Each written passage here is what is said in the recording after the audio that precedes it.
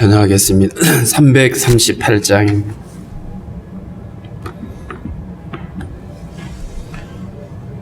(338장)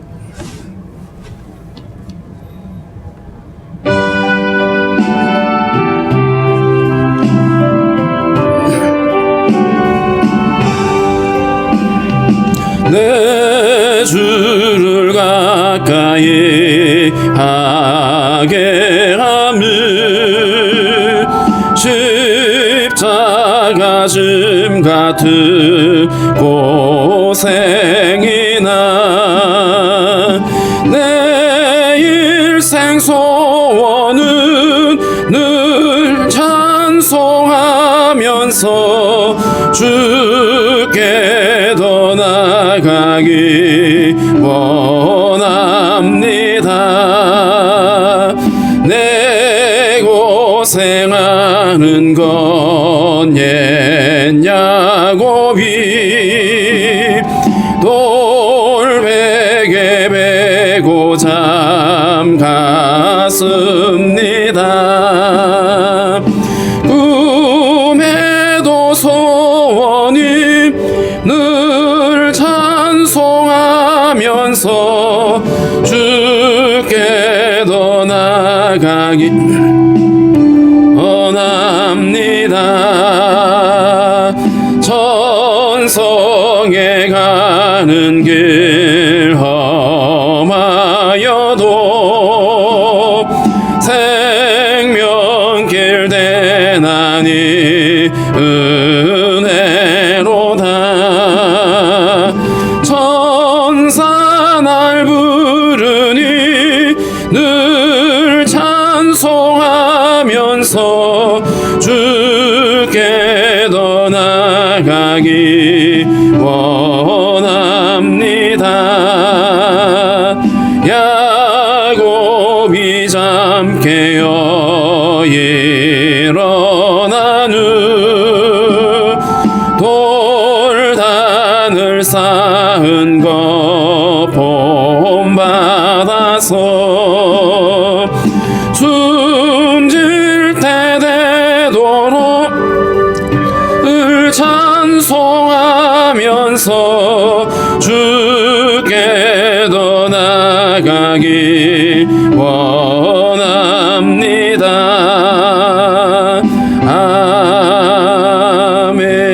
아멘. 기도하겠습니다. 살아계신 하나님, 오늘도 우리에게 새 아침을 허락해 주시고 주의 전에 나와 주를 찬양하며 기도하게 하신 하나님 감사합니다. 오늘도 하나님이 허락하신 이 한날 주님과 온전히 동행할 수 있도록 우리의 걸음을 인도하여 주시며 우리의 모든 간구하는 바를 아시는 하나님 주의 선하심으로 응답해 주시기를 원하고 기도합니다. 특별히 아버지 전염병이 창궐하여 하나님 많은 사람들이 어려움을 겪고 있고 고통 가운데 있사오니 주님의 긍휼하심으로 함께하여 주시고 하나님 아버지 하나님께서 눈동자같이 지켜주시며 은혜 베풀어 주시기를 원하고 기도합니다. 하나님 아버지 육신의 연약함으로 어려움을 겪고 있는 성도들이 있습니다. 주님의 긍휼하심으로 함께하여 주시고 하나님 치료하여 주시며 깨끗게 하여 주시고 주님의 도우심으로 말미암아 넉넉히 이길 수 있도록 도와주시기를 원하고 기도합니다. 특별히 또 이렇게 추운 날에 나라에 부름받은 우리 형제들 지켜주시고 강건케 하시며 하나님 아버지 맡은 모든 일들을 잘 감당해낼 수 있도록 은혜를 베풀어 주시옵소서. 하나님 아버지 성도들의 가정과 기업의 주의 복을 다하여 주시고 함께 하시는 주님의 은혜가 날마다 더하여지며 때를 따라 도우시는 하나님의 공급하심으로 부족함이 없게 하여 주옵소서. 하나님 아버지 주님의 성탄이 다가오고 있는 이러한 때에 하나님 우리 모든 믿는 성도들 안에 주님을 더욱 사모하며 기대하며 또 하나님 아버지 주님을 내 우리 삶에 참으로 주인으로 고백하며 하나님 날마다 살아갈 수 있도록 은혜를 더하여 주옵소서. 오늘도 하나님 우리에게 주신 말씀을 잘 이해할 수 있도록 우리에게 듣는 길을 주시고 깨닫는 마음들을 허락하여 주옵소서. 예수님의 이름으로 기도하옵나이다. 아멘. 563장 찬양하겠습니다.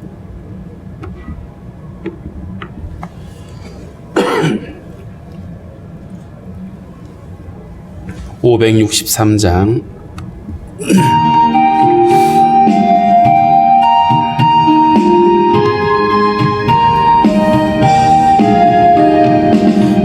예수 사랑하심을 성경에서 배웠네. 우리들은 약하나 예수 권세만 도다. 날 사랑하심, 날 사랑하심, 날 사랑하심 성경에 쓰였네. 나를 사랑하시고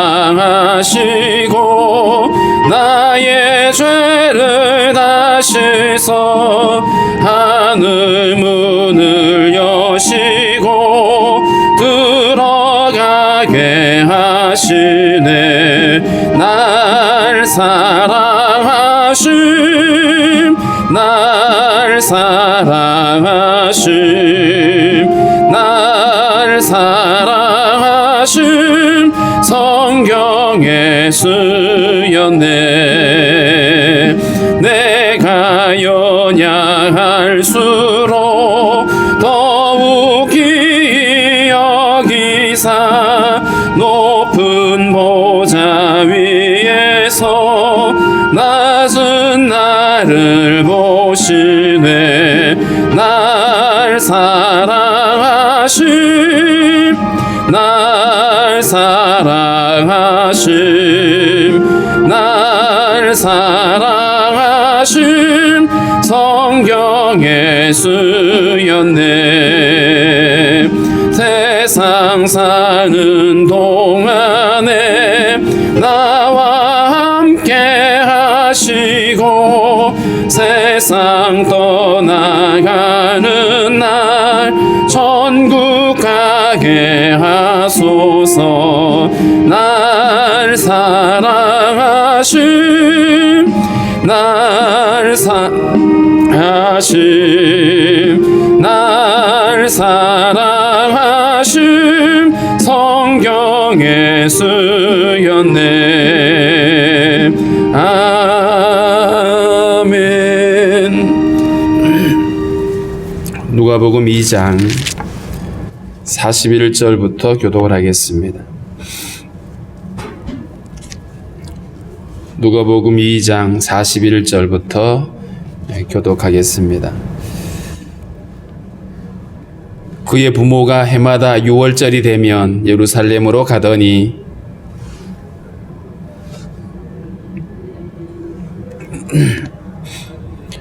그 날들을 마치고 돌아갈 때에 아이 예수는 예루살렘에 머무셨더라. 그 부모는 이를 알지 못하고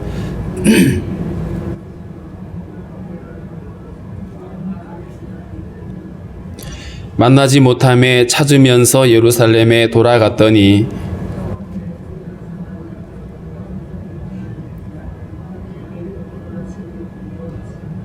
듣는 자가 다 그 지혜와 대답을 놀랍게 여기더라.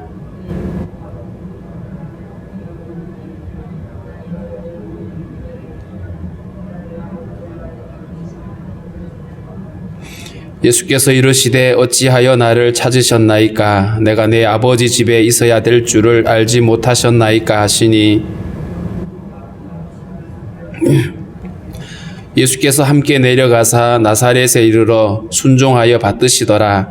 그 어머니는 이 모든 말을 마음에 두니라.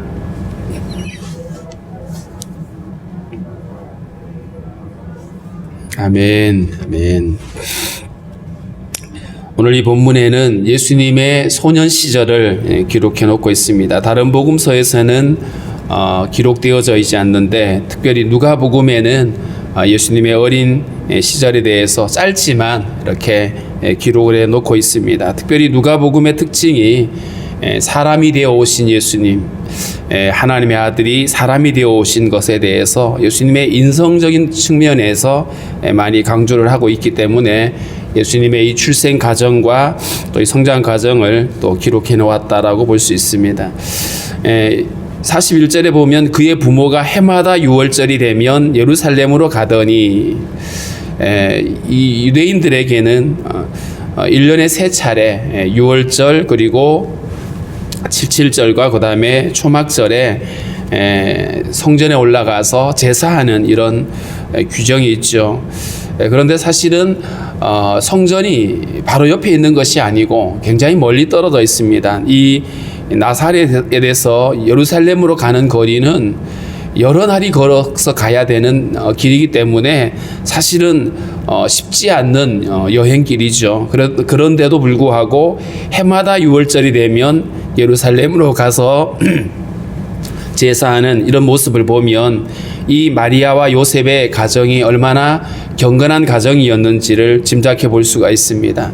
그래서 6월절에 이제 올라가는데 율법에 보면 보통 이제 그 절기를 지켜야 될 책임이 남자에게 있습니다. 남자들은 이렇게 1년에 3차례 하나님께 나오라고 얘기를 하는데 이게 시간이 흐르면서 이제 여인들도 함께 올라가서 제사하는 모습으로 이제 발전이 되어지죠. 그렇게 해서 예수님도 같이 올라가게 됩니다. 42절에 보면 예수께서 12살 되었을 때에 그들이 이 절기의 관례를 따라 올라갔다. 6월절을 지키기 위해서. 6월절은 어떻게 지켜지냐 하면 6월절이 시작이 되고 그 다음 날부터 일주일 동안 이게 무교절입니다. 그러니까 하루 절기하고 돌아가는 게 아니라 일주일 무교절을 다 지키고 돌아가죠. 그리고 뿐만 아니라 미리 가 있기도 하고요. 또 지나서 있기도 하죠. 그러다 보니까 굉장히 여러 날을 예루살렘에 머물게 되어집니다. 그래서 이 절기의 갈례를 따라 올라갔다는 말은 이처럼 6월절을 지키기 위해서 올라갔는데 여기서 12살이라고 하는 이 나이가 이 유대인들에게는 좀 특별한 나이입니다. 이때부터 이들은 아이들에게 율법을 가르치고 이 아이들은 율법을 배워야만 합니다.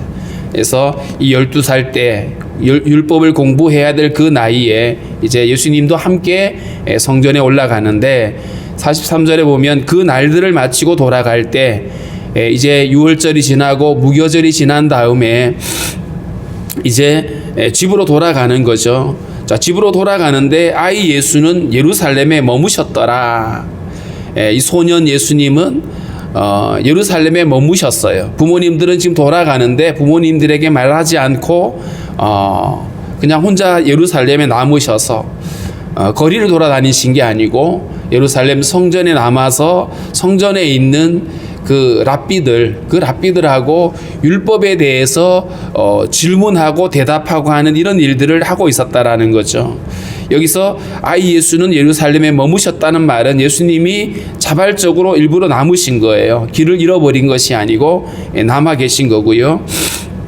자, 그런데 문제는 부모가 이를 알지 못하고 부모에게 말하지 않았고 부모는 12살 먹은 이제 소년이니까 그냥 늘 붙어 다니는 어린아이와는 다르잖아요. 그러다 보니까 이제 따로 있다가 그냥 이제 같이 무리지어서 집으로 돌아가는데 여기서 보면 44절에 동행 중에 있는 줄로 생각하고 하룻길을 간 후 친족과 아는 자 중에서 찾되 이렇게 돼 있죠.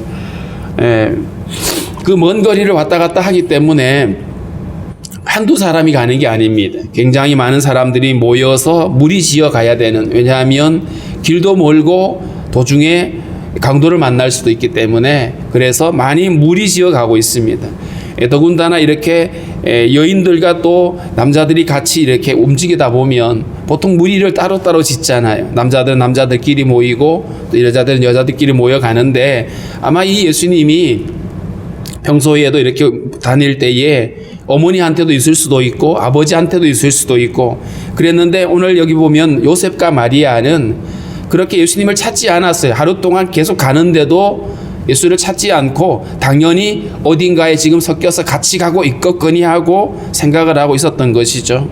그래서 모르고 하루 길을 갔는데 그러다가 갑자기 예수가 어디 갔지라고 궁금해졌겠죠. 그래서 찾았는데 보이지 않는 것입니다. 그래서 친족과 아는 자들 중에서 찾되 예수를 본 적이 없냐라고, 예수 혹시 못 봤느냐라고 이제 물어보면서 이제 마리아와 요셉이 이제 서로 이제 찾아다니기 시작을 하는데 만나지 못했습니다. 그러면서 45절에 보면 찾으면서 예루살렘에 돌아갔다.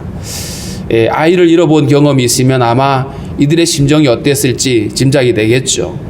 이 예수를 찾기 위해서 왔던 길을 다시 돌아서 예루살렘으로 이제 돌아가면서 예수님을 부지런히 찾아다닙니다. 부지런히 찾아다니다가 사흘 후에 성전에서 만났다. 그러니까 굉장히 여러 날 찾아다녔던 거죠. 하룻길을 왔다가 또 다시 돌아가고, 그리고 거기서 여러 날을 돌아다니면서 예수님을 찾았는데 사흘 만에 성전에서 찾았다. 이 마리아와 요셉이 얼마나 애탔을지 우리가 짐작이 될 수 있어요. 자, 그런데 거기서 보니까 예수님은 편안하게 선생들 중에 앉으셔서 이 랍비들이 있는 곳에 앉아가지고 그들에게 듣기도 하고 묻기도 하고, 그런데 47절에 보면 듣는 자가 다 그 지혜와 대답을 놀랍게 여기더라. 이 랍비들의 이 수준, 율법 수준이 대단하잖아요. 그런데 예수님이 12살 된 그 예수님이 그들과 이 토론을 하고 있는 거죠. 단순히 호기심이 있어서 이건 뭐예요? 저건 뭐예요? 라고 묻는 차원의 얘기가 아니라 듣기도 하고 묻기도 하고 날카롭게 질문도 하고 혹은 또 그 율법에 대해서 아주 정확하게 찌르기도 하고, 이렇게 하다 보니까 거기 있는 사람들이 다 그 지혜와 대답을 놀랍게 여겼다. 아니, 이 12살짜리 어린 소년이 도대체 언제 이렇게 많이 배웠느냐, 이렇게 놀랬겠죠. 그 예수님의 지혜, 그 이해력과 통찰력에 대해서 사람들이 놀라고 있습니다.